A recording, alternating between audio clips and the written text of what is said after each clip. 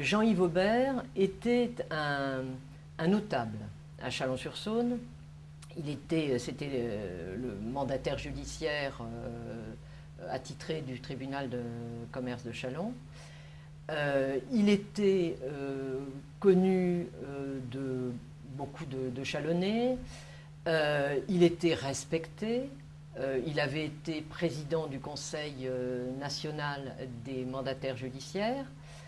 Il était donc reconnu par tous les membres du tribunal de commerce, mais aussi de la justice en général. Et pour les Chalonnais, c'était un homme jovial, président du rugby club chalonnais. Il a été trésorier du RPR durant la période où Dominique Perben était maire de Châlons. On apprend en août, en pleine vacances, en août 2003, on apprend que le commissaire aux comptes de Maître Aubert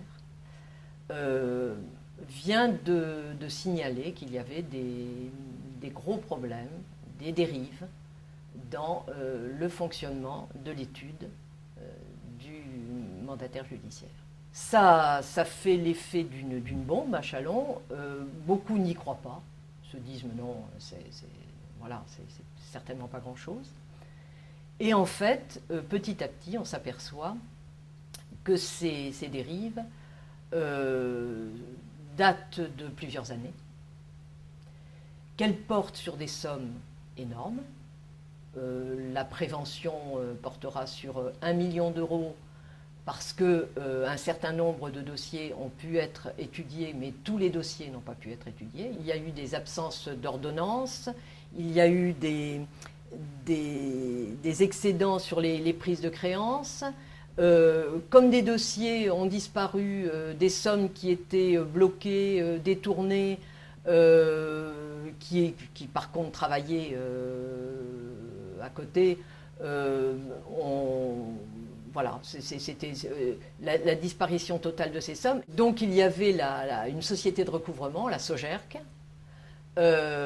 qui a récupéré des sommes très importantes qui étaient non pas figées parce qu'elles travaillaient, mais qui n'ont jamais été rendues, jamais été remises aux créanciers.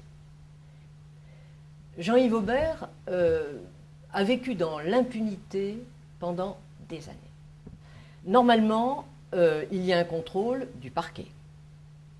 Le parquet, il y a quasiment, enfin il n'y a rien eu, la preuve c'est que rien n'a été mis à jour.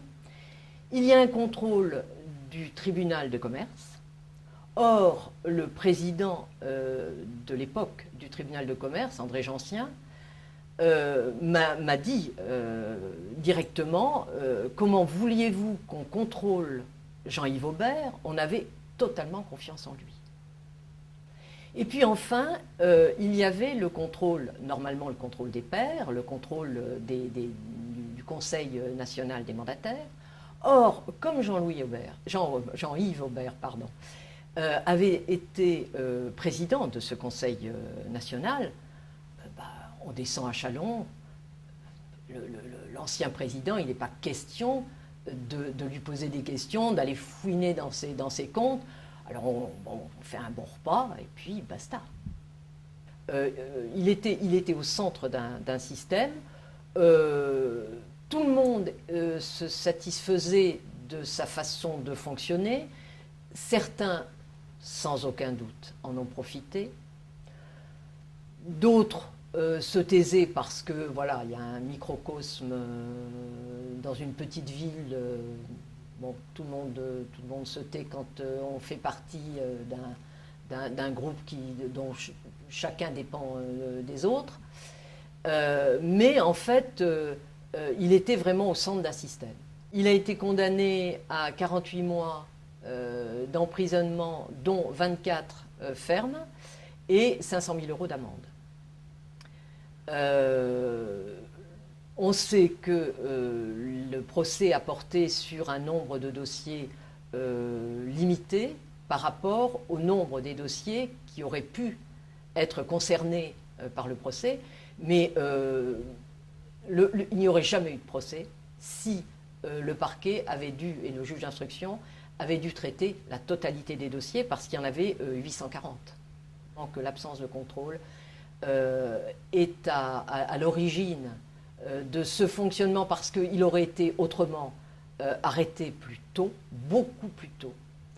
Et ça pose question, bien évidemment, sur le fonctionnement de la justice consulaire. À qui profite le fait de laisser ce système fonctionner tel qu'il fonctionne, avec toutes les dérives qu'il y a? À qui cela profite-t-il, puisque depuis des décennies, que ce soit la gauche, que ce soit la droite, personne, on enterre toujours les réformes des tribunaux de commerce.